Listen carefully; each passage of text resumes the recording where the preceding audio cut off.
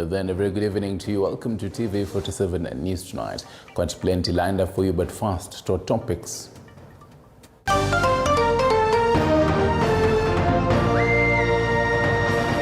Tonight.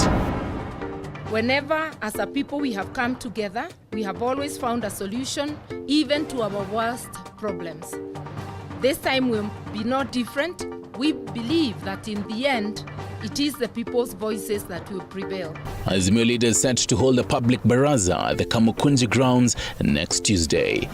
We have decided to invite Kenyans to a consultation at the Kamukunji grounds next Tuesday, the 27th of June at 10 a.m. The leaders say they will announce the next course of action next week.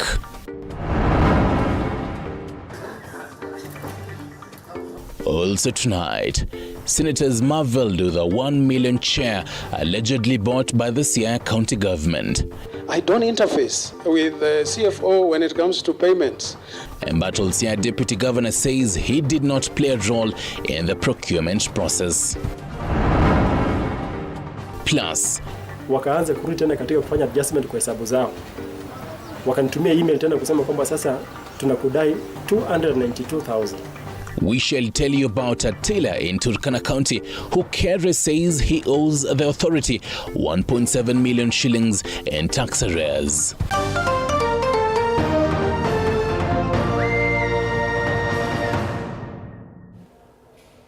Welcome to the bulletin. Rhoda Nyama is on the sign language docket. I'm yours truly, Stanley Iringete. You can always talk to us on our socials below your screens. Tonight, 200 employees and a contractor, the Kenya Medical Supplies Authority, will be sent home by 1st of July this year. Head of Public Service Felix Koskei says this is part of the ongoing reforms at KEMSA that will ensure efficiency and accountability in service delivery. And as Eric Matikana reports, the head of Public Service reiterated that KEMSA is a vital institution the government relies on to deliver universal health coverage, noting that they will not entertain corruption. The government now says it will not renew contracts of 200 staff at the Kenya Medical Supply Authority, which expires next month. This follows a scrutiny of employees that has been ongoing for the past 2 weeks. I have noted that from 1st July, the contracts of 200 staff members rendered redundant will not be renewed as the organization adopts a designed performance and service-oriented organizational structure. Head of Public Service Felix Koskei says reforms will be carried out at KEMSA to ensure efficiency and accountability in service delivery, noting that the government is committed to eradicate corruption and restore public confidence in service delivery at the Kenya Medical Supplies Authority, KEMSA. I support rationalization. I support reconfiguration. I support staff evaluation, job evaluation. I support restructuring to make sure that human resource structure is responsive to what KEMSA is meant for. According to Koskei, KEMSA is a vital institution that the government relies on to deliver universal health coverage, noting that conflict of interest, wastage of public resources and abuse of power will not be tolerated in the public service. All of us know that this organization has suffered the unnecessary disrepute of grand corruption and tainted the overall image of the government, both past and present. This has to stop. KEMSA has been dodged with scandals. In 2020, a special audit by the Auditor General indicated that Kenyans lost 2.3 billion shillings in the COVID-19 items procurement scandal, the latest scandal being the botched 3.7 billion shillings tender of the treated mosquito nets. Eric Matika, TV47. Thank you for that, Matika. Now, right now, when you're seated, I don't know how much your chair costs, but let me tell you about a 1 million Kenyan shillings chair.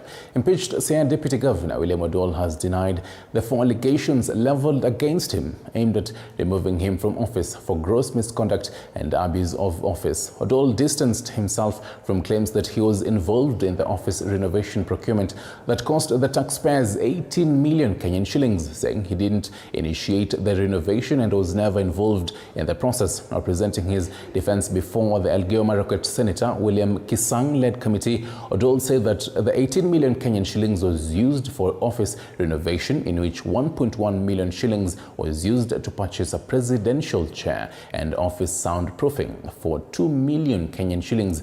Our parliamentary reporter Elizabeth Mutuku with the details.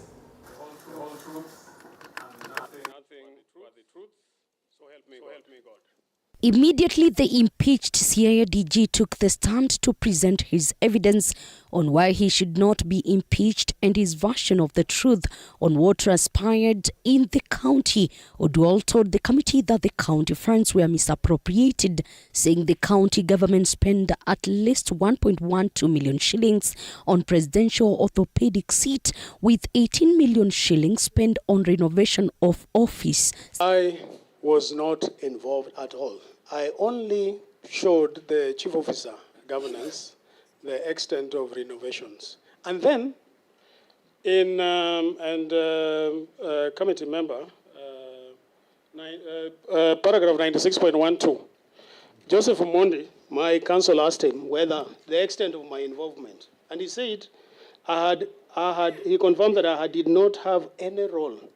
Because my counsel asked him whether I had any role in determining the extent of the furniture. And you can find that on Hansard page 40, CA2 159.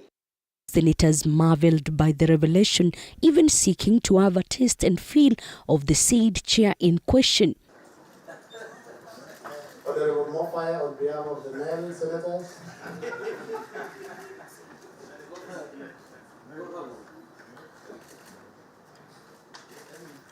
You remember there was a wheelbarrow that costed 18,000. Senators raising queries on why he didn't arrest the matter on the irregular procurement on office renovation, given that he consistently received a briefing from the acting CEC Finance, Jack Odinga. He defended himself, saying the financial report of the county particularly focused on huge spending within the county budget. The money ever surrendered back, or does the county executive office still owe does it owes that money to the national government because it's supposed to be surrendered back? Money has been withdrawn through interest. We have the regulations of the PFM Act, and then you want to guide that we cannot be able to get this substantiated. Senator Mutinda, you need to listen. Beneficiary of funds that have been processed through imprest accounts. Yes or no? That not all imprest payments are thefts. Not all. So not all imprest? No. Okay. 20-30% are legitimate business expenses.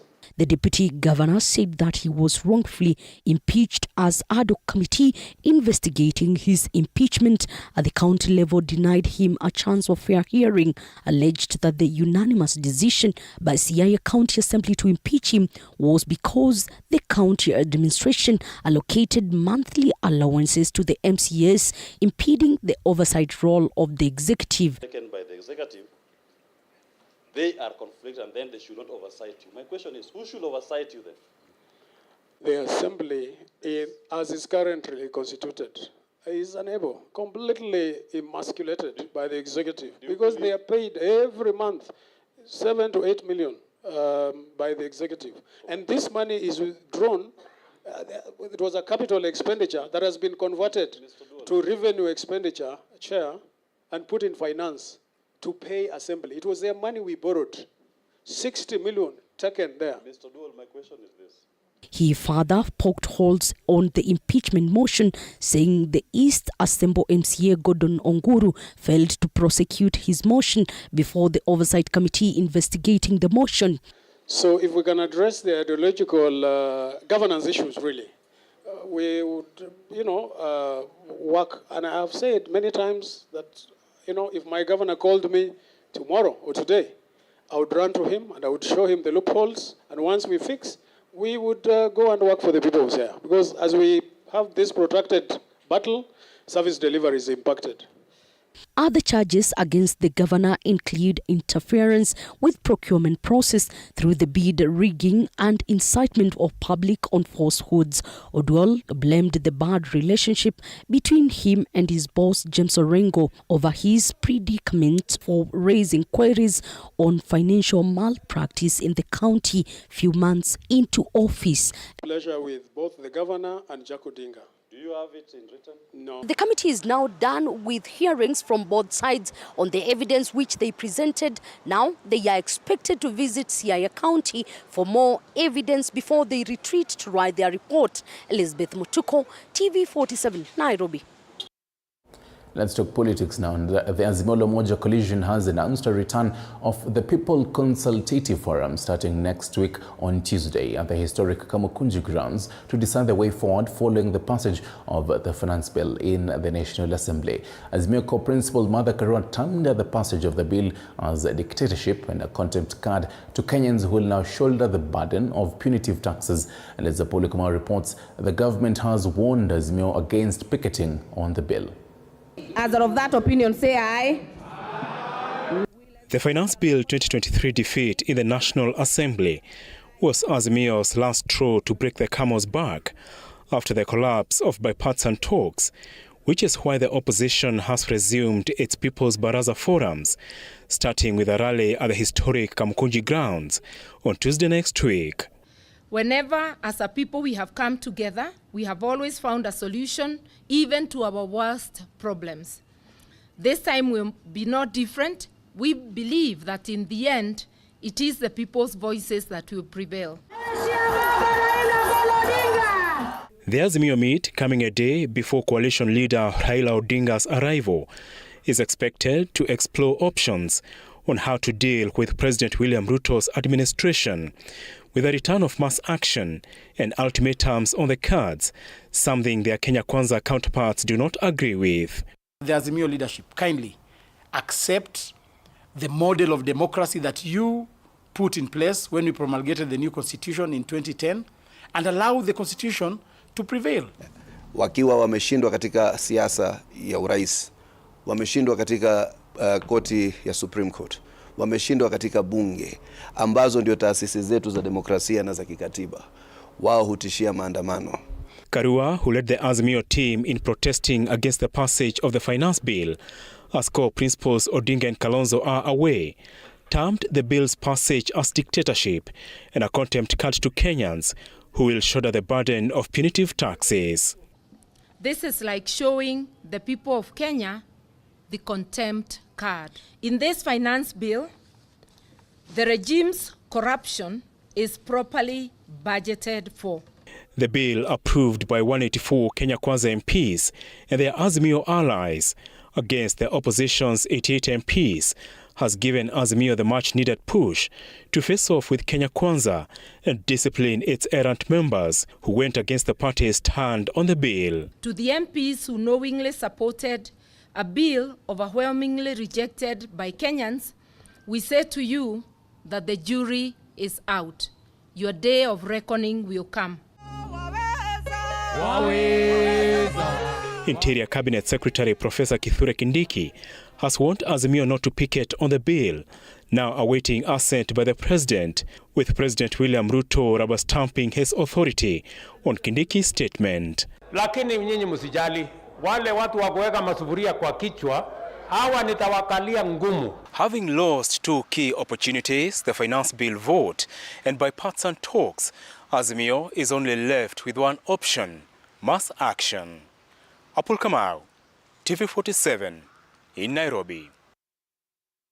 Now, MPs on Wednesday night passed the Finance Bill 2023. This followed a third reading by the chairman of the National Planning Committee in the National Assembly, Kuria Kimani. So what then follows after the bill has been passed? Take a look.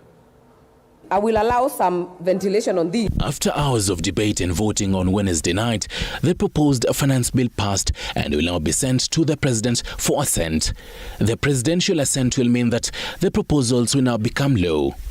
The bill was passed just 6 days after Treasury CS Professor Njuguna Ndung'u read out highlights of the budget statements in Parliament.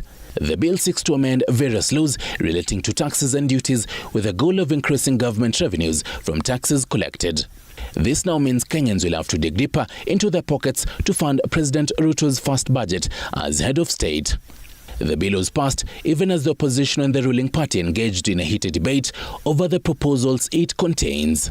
If there is one thing that this government should have done to the so-called hustler, was to cushion the hustler from an increment in the cost of fuel. Every morning, when I go to any of these ministries, whether it's the Ministry of Water, whether it's the Ministry of Energy, whether it's the Ministry of Transport, I find our Azimio brothers and sisters queuing to meet the Cabinet Secretary, to meet the Principal Secretary, so that they can have an electricity project or a road project or a water project factored in from their constituencies. But the question is, when they tell us that they're rejecting the entire bill in entirety, where do they expect us to finance this budget from? The bill had 87 proposed amendments, some of which were approved on Tuesday as the National Assembly debated them deep into the night. Key among the proposals passed was the 16% value-added tax on fuel, up from 8%. At least 184 MPs, largely from Kenya Kwanza, supported the bill apart from Githunguri MP Gathoni Mushomba, whereas 88 MPs, largely from Azimio, opposed the amendment. Our debt now is around 9.54 trillion shillings, out of a ceiling of 10 trillion shillings. So unless now we come back to Parliament and amend the ceiling. So we have this, everybody in my constituency telling me we need the roads done, we need the projects done, we need water done, we need water. Where are we going to get this money from? Do you want us to borrow? Kenyans are saying no. We must refuse these people from not paying tax. So what happens next after the passing of the bill? According to the standing orders of Parliament, a bill goes through 5 essential steps before it becomes a law. The first reading, second reading, third reading, presidential assent, and finally commencement. Following the conclusion of the third reading, where the bill was passed by a majority, the bill will then be forwarded to President for assent. The standing orders dictate that the granting of the presidential assent is the formal method by which the head of the executive arm of government completes the legislative process by formally assenting or giving his consent to an act of parliament.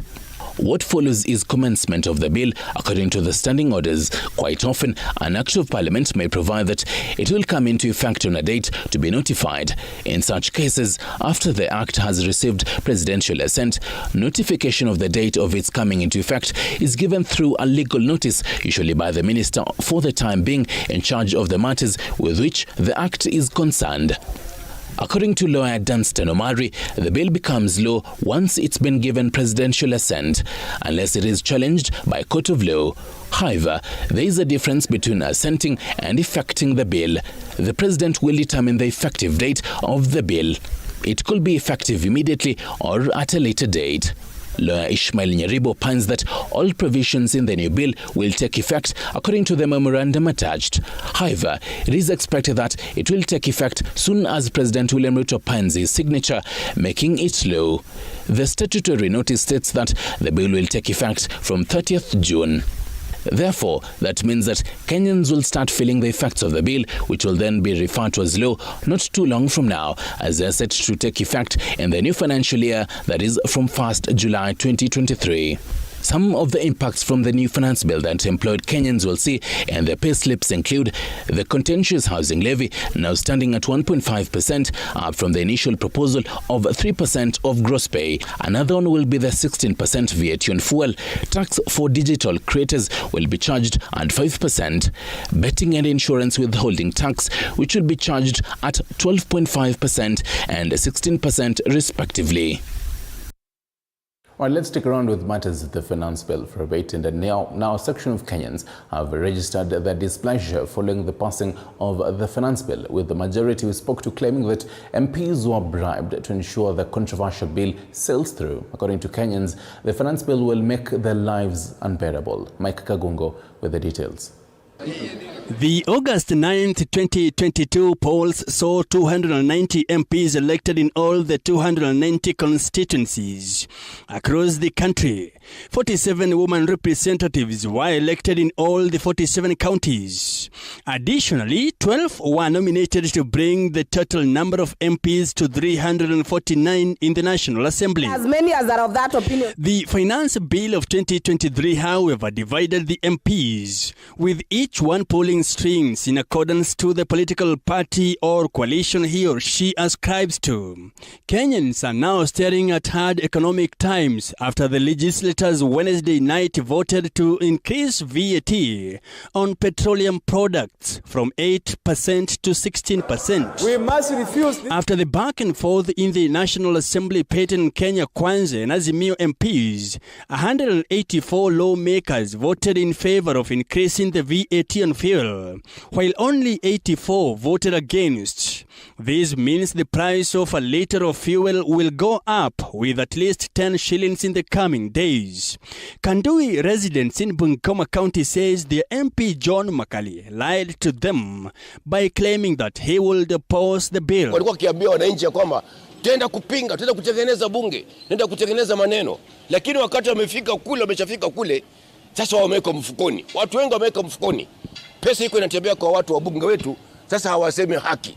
Kwa sababu ingelikuwa ni haki, hata mambo ya bill wangeongoja kwanza mwaka moja mzima ukamalizika. Wakati walikuwa wanaitisha majina yao, haujui kama wako parliament ama walikuwa nje. So we are saying yule mwenye alienda parliament katika amendments na akajulikana ya kwamba ako mrengo huu ana support, huyo ndio mbunge tunatakana saizi tukae chini na wao.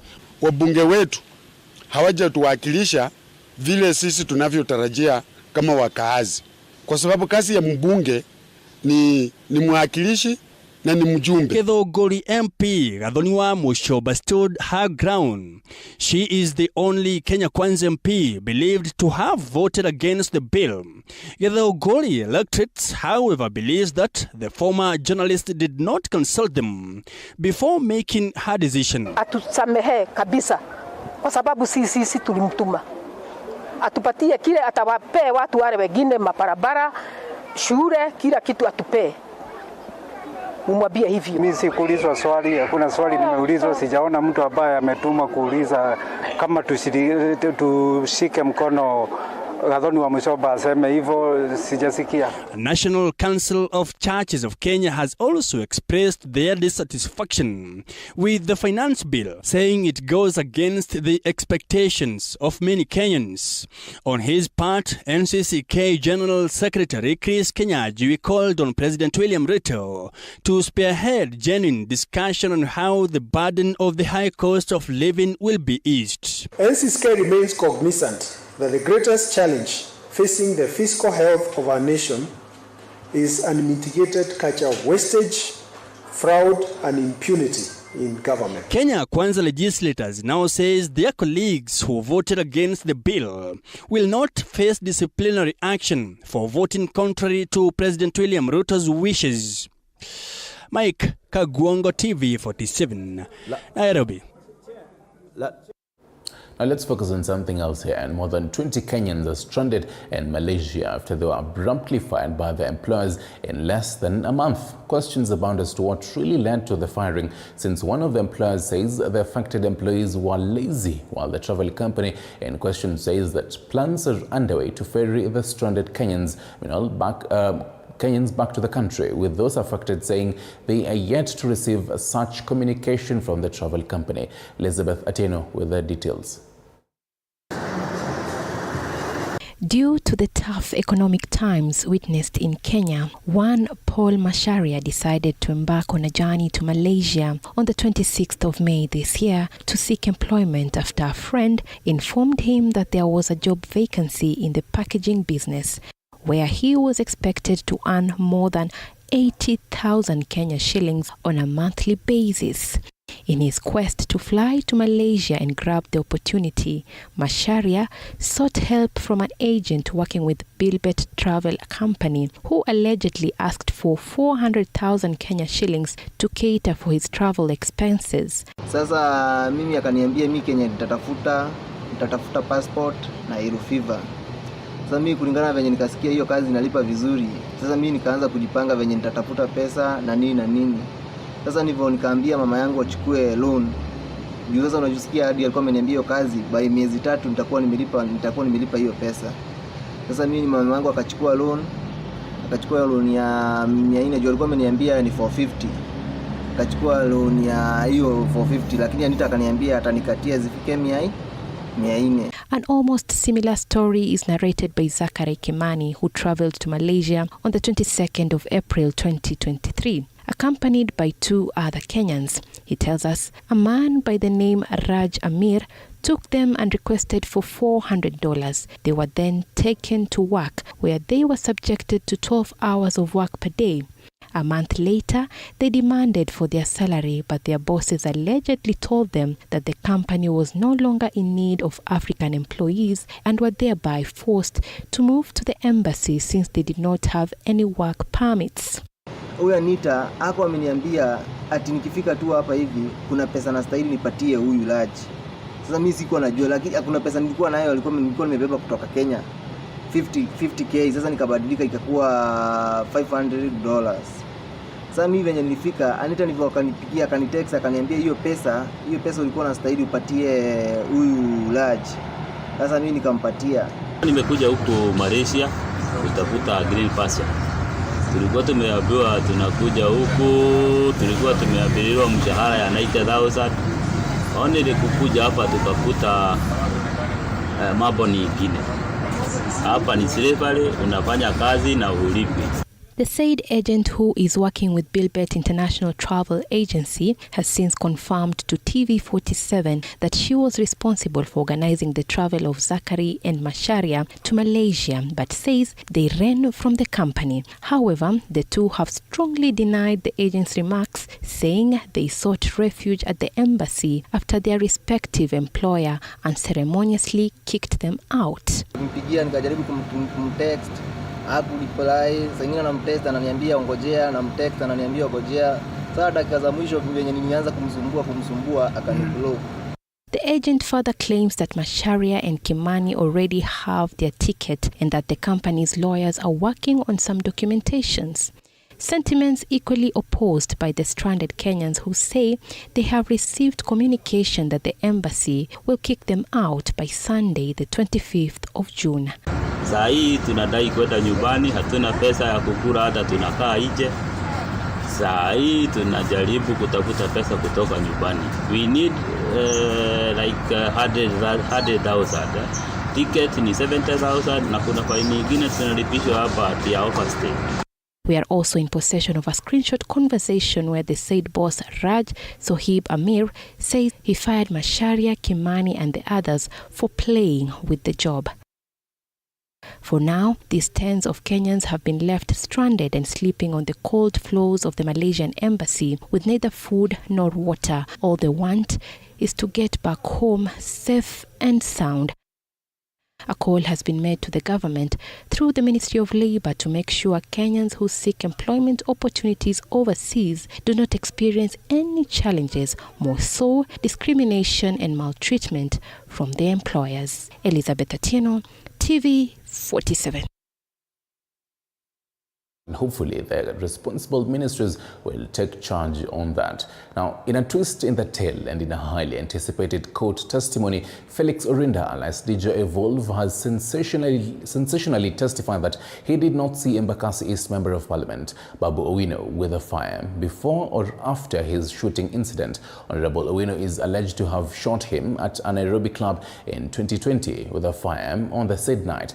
Testifying before Senior Principal Magistrate Bernard Ochoy at the Milimani Lokuts, DJ Evolve said he does not know what exactly happened and only found himself in an ambulance. Here are the details.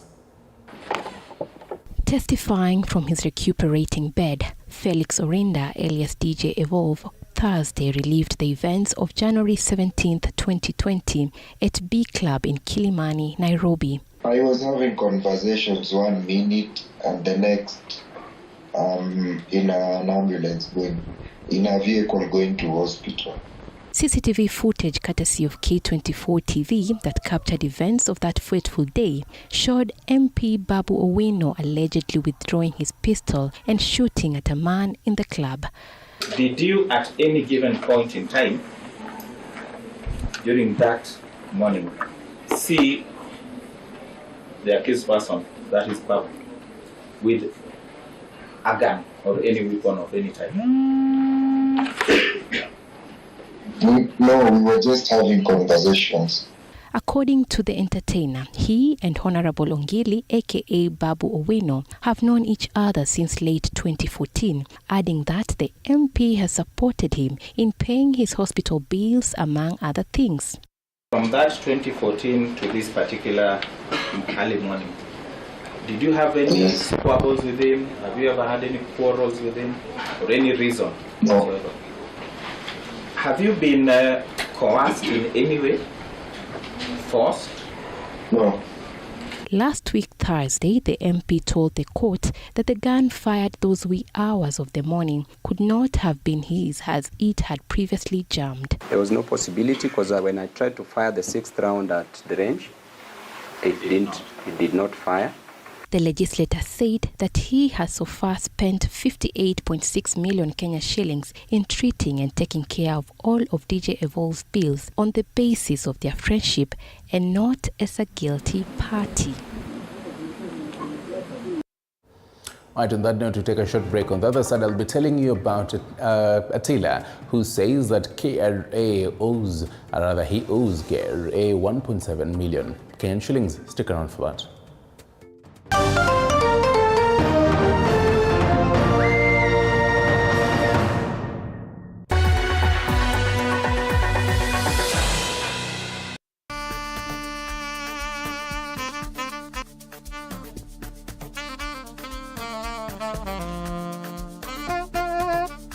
For the biggest of guests, from politicians to entertainers to content creators to whichever kind of a person you want to think that you'd want to see on the show, this is the place to be.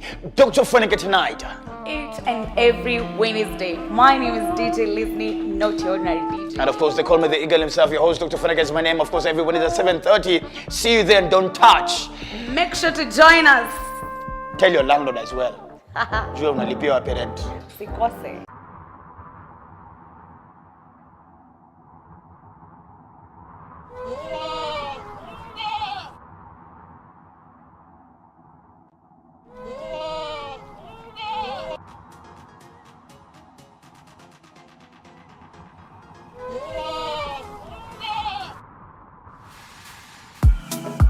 From politics, health, cooking, relationships, and entertainment, join Linda Alela every weekday from 6 a.m. to 9:30 a.m. only on Morning Cafe.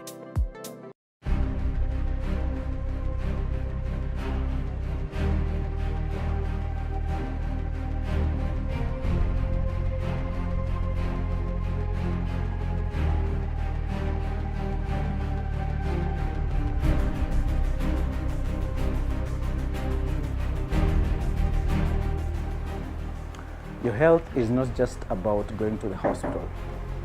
Your health is about prevention, it's about what you eat, it's about where you live. For this reason, the Body Garage Show exists. The part of the brain that deals with communication. Called primary hypertension, which means that we don't find a reason for that. Join me, Dr. Chepsi, every Thursday, 8 p.m.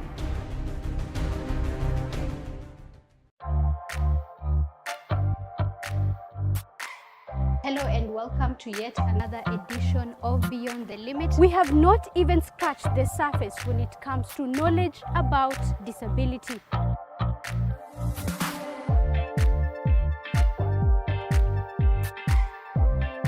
Beyond the Limit with me, Zainab Mohammed, every Saturday at 7:30 p.m.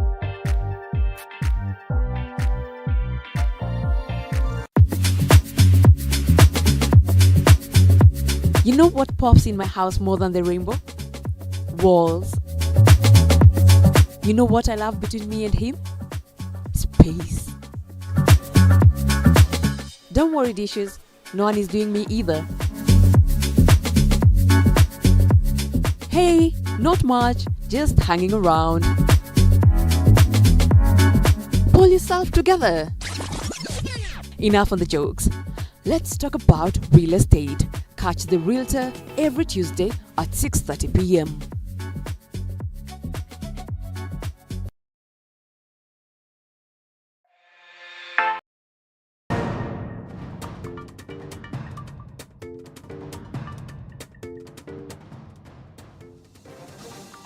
Welcome back. This is TV47 News Tonight. Now, after a long and, for some, agonizing wait, the beneficiaries of the Inua Jamii Cash Transfer Program have a reason to smile. This is after the government released 16.7 billion shillings to over 1 million beneficiaries of Inua Jamii Cash Transfer Program, covering for the months of November 2022 to June 2023, which were in arrears. It is a sigh of relief for the Inua Jamii beneficiaries following Deputy President Rigathi Gachagua's announcement that the National Treasury has released more than 16 billion shillings for payment to more than 1 million recipients who have been patiently waiting for their monthly stipend. Serikali imewachilia shilingi bilioni 16 kusaidia wale wazee wetu, wale walemavu, wale senior citizens ambaye wametambulika ya kwamba wako na matatizo, na tumekuwa na changamoto ya kwamba pesa haikuwa imepatikana na zaidi ya miezi 8 hawajapata pesa zao, lakini sasa tungetaka kuhakikishia kwamba hizi pesa ziko tayari na kupitia zile mabenki ambayo iko na mkataba na serikali wataweza kupata pesa yao kati ya wakati huu wa leo na huu mwezi ujao. Furthermore, the recipients may have more reason to smile after the Deputy President also announced government's plans to increase the number of beneficiaries to 2.5 million countrywide. Each beneficiary will receive 6,000 shillings per month, and the amount will be paid in 2 tranches. The beneficiaries of the money including orphans and vulnerable children, elderly persons, and persons living with severe disabilities. The Niche project combines social protection, nutrition, and child protection aspects in programming. Another 11 million shillings will be paid as a top-up for beneficiaries under the nutrition improvement through cash and Flora Limuki, TV47. Now listen to this story. Locals in Kapenguru town, West Pokot County, are reeling in shock after the taxman, that is the Kenya Revenue Authority, slapped a local tailor with 1.7 million shillings as fresh tax turnover. Joseph Omondi, the victim, says he has been compelled by KRA to pay the amount as tax arrears for the last 3 years. However, he is not the first to receive such. Other businesses in the region have also cited harassment by the taxman, saying they are forced to pay ridiculous amounts as arrears or offer bribes. Nilipiga simu na watu wa Kenya Revenue Authority, hata iko nikupiga simu wale flash. Kapenguru residents in West Pokot County are still reeling in shock after a tailor in the area was slapped with 1.7 million shillings in tax arrears by the Kenya Revenue Authority. 1.7 million wanadai kutoka 2020, 2021, 2022 mpaka 2023 mwezi wa 4. It is alleged Joseph Omondi, the tailor, accumulated the arrears over the last 3 years. So nikaona wakaanza ni kama hawakuridhika, wakarudi wakanitumia barua, wakasema sasa sisi tunataka utupatie rekodi zako ya miaka 3 ambayo imepita, utupatie M-Pesa statement yako ya 3 years ambayo imepita, utupatie bank statement yako ya 3 years ambayo imepita. The baffled tailor says the earnings from his business cannot allow him to pay the amount that KRA wants him to pay. Lakini nimeona kuna msukumo mkali sana ya kutaka kwamba mimi nitoe chai. Sasa kiasi kwamba ambapo imefika tena mara ya 3 wameamua kuongeza hesabu. Sasa hesabu imetolewa kwa 166,000, wamesongesha ambako wamefisha 292,000, wametoka 292,000 umefika 1.74 million. Biashara kama hii, biashara ndogo. He is not the only one who has been slapped with such. Other residents claim they have been victims of bullish behavior from KRA officials from the Kitale branch, saying slapping them with such huge amounts would not solve anything. Wale wafanyakazi hutumia ile kutojua, yani yenye mwananchi ajui indagana feel aje afanye nini, watumia hiyo kuweza kuwajazia vitu katika ile ushuru yenye wanadaiwa. Kwa hivyo hiyo si vizuri kwa hivyo. They have requested KRA to offer sensitization campaigns and enlighten the people on the new KRA procedures. Let them come for us and teach us about these return files. Unajazaje, unafanyaje? Kenya Revenue Authority is yet to respond to the claims. Vera Alberta, TV47, Nairobi. And from West Pokot, let's cross over to Busia County, where a body of a 38-year-old man has been retrieved 4 days after he was buried while digging a well in Nasirongo village, Funyula constituency. Our very own Chichi Josephine tells us more. Grief engulfed in Nasirongo village, Funyula sub-county in Busia County, after the body of a middle-aged man was finally retrieved from a well 4 days after he was buried in the well. 38-year-old Patrick Monday was buried alive as he was digging a well, a job that he has been doing for years. Nilikuwa nasikia kwa undani akifanya hiyo sauti ilikuwa nasikia nikiwa hapo juu. Kwa muda tu kidogo tu baadaye tukasikia ndani pia kitu kaanguka. Nafikiria ni ukuta ulikuwa unabomoka. So wakati ukuta ulipobomoka nafikiria pia ulizidi kumfinyilia chini.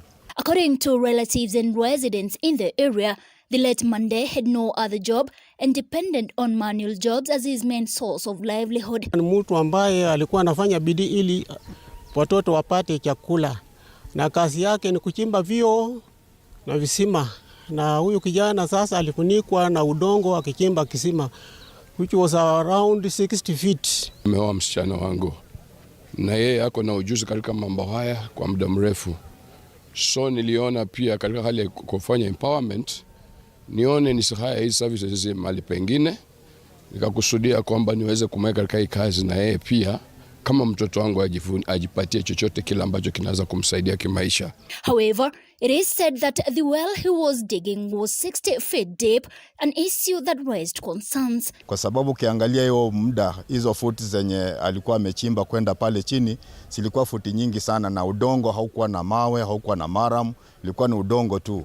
So ilileta shida mpaka ukaanza kubomoka akiwa kule ndani. Chichi Josephine, TV47.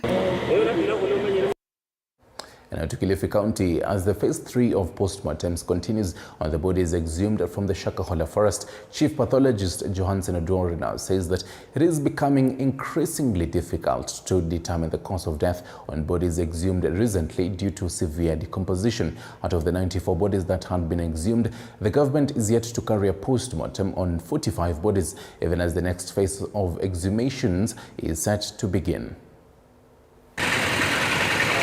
Day 3 of the post-mortem on bodies exhumed in the Shakahola farm linked to controversial Pastor Paul Mackenzie kicked off a Thursday morning at the Malindi Sub-County Hospital. The head pathologist now says that they have hit a dead end in their quest to ascertain the cause of death of bodies exhumed in Shakahola farm because the bodies are severely decomposed. All of them were severely decomposed. So what we mean here is as we progress, we find that there is more and more decomposition. I think because of the time that is taken between the death and the time we are doing the postmortem. Today, the team led by Dr. Odwor conducted postmortems on 22 bodies. Of these, 13 were female while 5 were male. However, the gender of the other 4 could not be determined, the doctors further stating that most of these bodies were those of children. So we presume that though these bodies are very badly decomposed, maybe they are just a general picture of starvation. So now they are decomposed to be able to determine here. In the prior autopsies conducted, most bodies showed evidence of death by starvation, while a few others showed evidence of death caused by strangulation or blunt force trauma. The team has so far conducted 49 autopsies since the exercise began on Tuesday. 45 bodies are yet to be examined before the exhumations resume in the 840-acre Shakahola farm. Chepto Boit, TV47. Nominal Alliance of Donkey Welfare Organizations of Kenya, that is ADOK, has called on the government to cease from the intention of reopening donkey slaughterhouses. This follows a recent indication by Agriculture CS Mithika Linturi of government's plans to resume the processing and sale of donkey meat and hides. Mimi nimekataa kichinjio ya funda ikichinjwa. Na mimi sisi tutaki nyama ya funda. Over the weekend, Cabinet Secretary for Agriculture Mithika Linturi hinted at plans to reinstate the processing and sale of donkey meat and hides. This move has triggered mixed reaction from stakeholders and animal rights groups across the country. Mimi nalelea serikali, nalilia wavinyandeti, nalilia Ngaba na Malombe. Wasikumbali hii kichinjio ifunguliwe hapa. Tunaomba kupitia kwa serikali yetu Malombe, Wavinyandeti na hata serikali kuu William Ruto, tunakuomba kwa heshima kuu uweze kutusimamishia hii mipango ya kurudisha hiki kichinjio mahali hapa Kithioko. Punda amekuwa msaada kubwa sana, mkubwa, msaada ambao hatuwezi tukasema amekuwa kielelezo, yani hatuwezi sema punda amekuwa kama baba na mama katika jamii. Today, Kithioko residents, the border between Kitui and Machakos County, hit the streets of Kithioko town, where one of the 4 major donkey slaughterhouses in the country is located, protesting against the plans and pleading the national government to change its mind. Kwangu ni hapa Kithioko, karibu na hiyo slaughter, iko hapo kwangu kwa gate yangu. Kwa hiyo naomba Malombe na Wavina wazikise maneno yetu ya kukataa. Sisi tukatae kabisa, sisi hatutaki kuchinjiwa punda, sisi sio wa China, sisi hatukulangi punda. Na mimi sisi tutaki nyama ya funda, Wavinyandeti, Bwana Malombe. Hatutaki kichinjio ya funda. Hatutaki. Sisi tumekataa na tuko hapo kwa Kithioko kichinjioni. Hatutaki kichinjio ya funda, tumekataa kata serikali.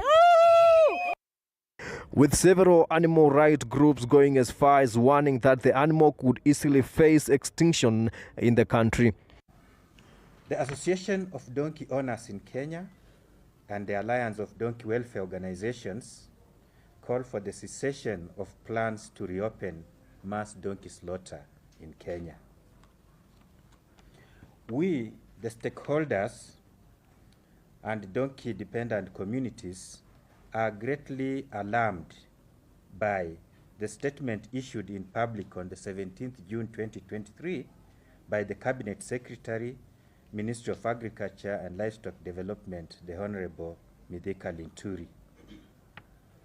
We are united to ask and demand that the minister should listen to us. Please do not open the slaughterhouses for the simple that it is bad for the donkey and the Kenyan economy, and it does not in any way provide long-term job creation, but it will prove to destroy youths, women and children's livelihoods. Nicholas Mbaig reporting for TV47. Thank you for that, Munumbai. The residents there saying they don't want any kind of monkey business. Speaking of business, let's get some biashara after this.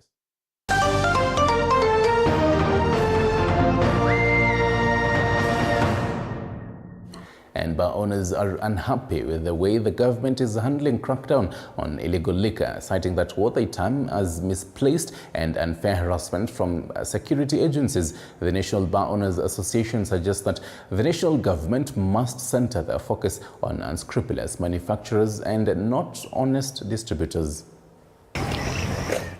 About 71 billion shillings is lost annually in the alcohol value chain, with the condemned illicit manufacturing of beverage getting traction across the country. In April this year, Deputy President Rigathi Gachagua ordered a crackdown on illicit liquor, citing an increase in the substandard alcohol lining retailer shelves. The Bar Owners Association, however, says security agencies tasked with curbing the vice have channeled their aggression to the wrong party. We strongly condemn the continued harassment of our members by the security agencies who continue to unleash terror on us unabated. The association further claims that the government must issue clear guidelines with existing laws that should be followed when enforcing some of these directives, and the actual perpetrators should be punished for breaching the law. The rejection of applications for liquor licenses is often couched in vague, general and opaque terms. The net effect has been locking out locking out over 50% of our establishment by not renewing their licenses, as well as of loss of jobs running into hundreds of young men and women who have been rendered jobless. The sale of alcohol below the expected price, they say, must not be pegged on sellers but on manufacturers. This is coupled with an irregular and predictable tax regime had made the venture difficult for such traders. As different county commissioners and the police are busy implementing their own instructions and ensuring that we close legally registered and licensed operators. This has made the consumption of illicit, which has no time of operation, which has no way and module of consumption or even preparation. Nelly Lusigi, TV 47. Meanwhile, telecommunication companies are now exploring innovative solutions to the problem of poor network and disrupted services in densely populated areas by proposing to use small cell and street solutions to fix the challenge. Airtel Kenya believes such technological advancements and network expansion plans will contribute to an improved market position and will increase the possibility of digital work options for youth in low-income households, all the while improving service quality through cutting-edge innovation. And while in the GSM services we remain confident, it's the mobile money part where we all know M-Pesa has a very strong position, but our company is determined to make strong gains in that market in the coming years. We have gained some market share. We have tried to, I would say, take a tiny sort of run in the marketplace, and we could now accelerate from here. We have the fundamental pieces in place now. Spectrum is there. 4G has been launched. The last tranche of 60 megahertz of 2600 spectrum has allowed us to deepen our 4G